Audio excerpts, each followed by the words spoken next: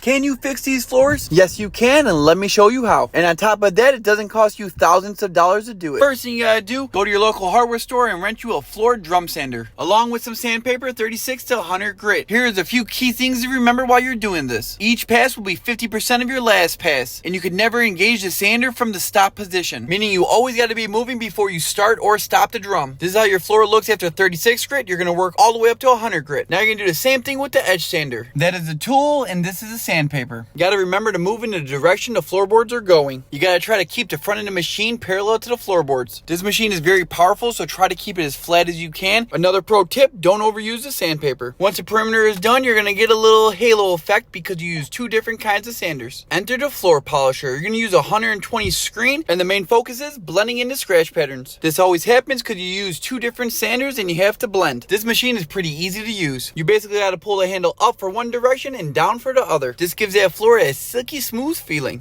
After I do this, I'm not always perfect, so I see some scratches sometimes, so I hit it with my random orbital sander with the 120 grit. You don't really need to press down hard, just let the sander do its job. This removes any remaining scratches. This is only in certain spots, so don't be worried. Then it's time to apply the stain and finish of your choice. It's basically like painting the floor. Work in small sections so you don't leave any streaks or marks. Then you buff it out one more time because sanding's never complete, and bam, you have rooms that look like this and this. Alright, love you guys. Bye!